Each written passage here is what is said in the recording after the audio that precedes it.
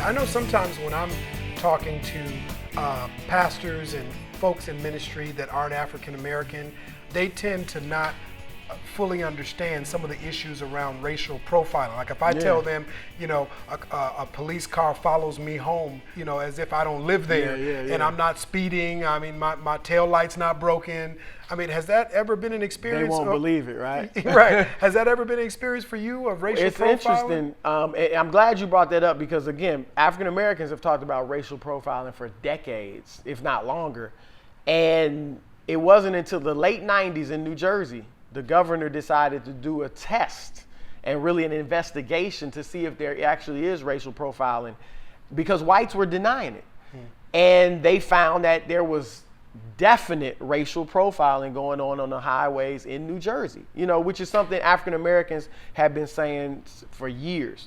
Okay, so whenever, African Americans know what goes on, but as far as myself, I've experienced racism, obviously, but I have not been stopped by police for driving while black. And personally, you see, obviously I'm very light skinned. I believe it's because a lot of policemen, if I drive by, they think I'm white.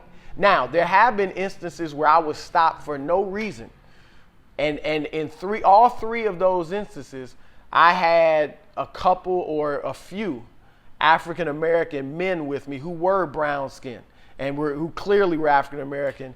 One time was with an NBA player. I'll leave him nameless, but I was with an NBA player and we got stopped, no reason at all. And the police officer came and checked everything out. But so those are instances where we were stopped, without cause.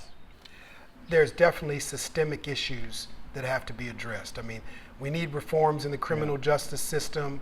At the same time, it seems like there are some issues that we have to own as African American Christians within our own community. Some things that you could say, regardless of racism or systemic issues, we've still got to address this. It seems like the King movement, the Kings is committed to that. And so how do you have that balance, or how do you approach the balance of there are some systemic issues, and at the same time, what are some of the issues that we as African American Christians have to own in terms of dynamics, in terms of just some of the cultural dynamics? I mean, I wrote a book years ago called Raising Up Young Heroes, and I talked about a theology of thugology.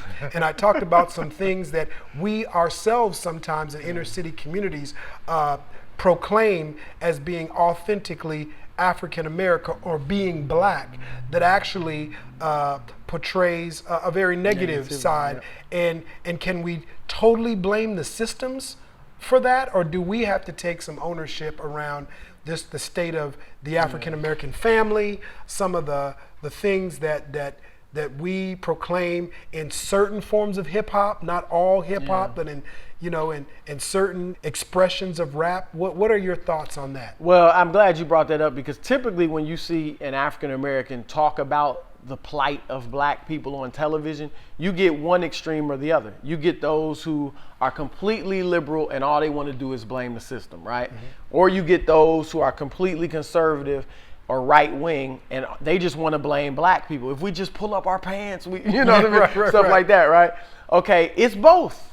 It's both. So that's what King tries to understand, and that's just based out of our biblical worldview. Trying to be as true to the word as we can. We do see the systemic issues that you brought up and also issues within ourselves. I'll give you an example of how both are involved.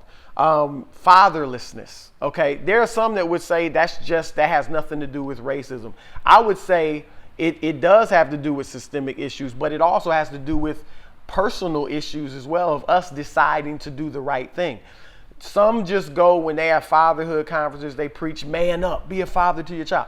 That's a part of it. There's no doubt we do have to take responsibility and say, if I created this child, I'm going to be a father to this child.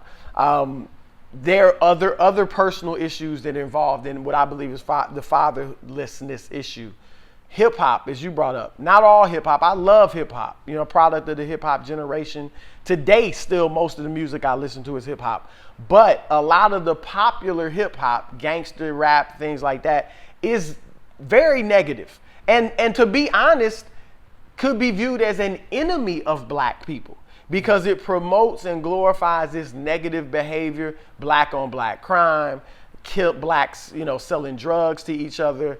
The notion that the true, authentic black man is a thug or a gangster or a womanizer, a pimp, something like that. And it also plays into the hands of the prison industrial complex because it leads the mainstream society, when they hear this music, they think that's what, if you're a white person and you grow up and you really don't know a lot of black people and you just know hip hop, you hear hip hop music, you may even like hip hop music and vibe to it. What image are you gonna get of black people? I don't believe there's any other form of music that degrades a race of people as much as some forms of hip hop do black people. And I believe other races would shut it down. If you put out music that's derogatory toward Jews, they shut it down. Yeah. Whether it's Michael Jackson or whoever, they will shut it down. Yeah. We have to do that with ourselves. We have to say, no, this does not, I'm not saying everything has to be pristine and, Right. positive and all that. But this, when we look at the issues that are affecting our people, we have to say, this is not helping us. Right. We can see our young boys and girls, many who don't have fathers, emulating this negative behavior, dumbing themselves down and things like that. We can see how it plays into the hands of mass incarceration and things like that. So we have to look in the mirror on those things. Now, where does the system come in terms of fatherlessness? The war on drugs. Survey after survey after survey shows that African Americans do not sell drugs or use drugs at higher rates than any other race of people in America. We use and sell about 13% of the drugs in the country, and we're about 13% of the population. Yet 74% of the people sent to prison for drug crimes are African Americans.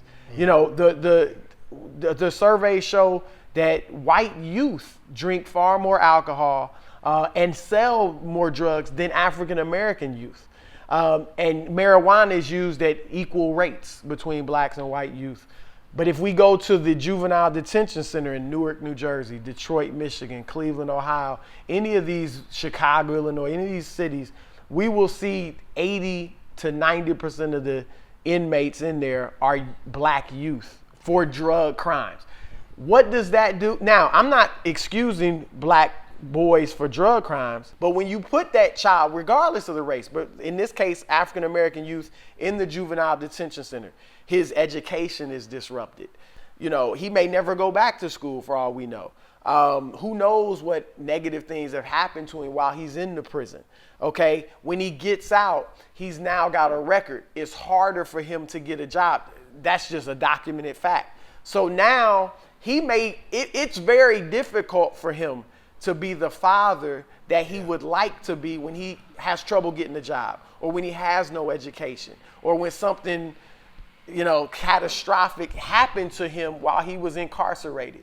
So that's where the system and then our own personal behavior kind of both combine to impact a situation like fatherlessness. And we could go on and on with issues in the African American community, but it is the system and it's us. Yeah. We have to accept our responsibility and do everything we can to become the people that God's created us to be.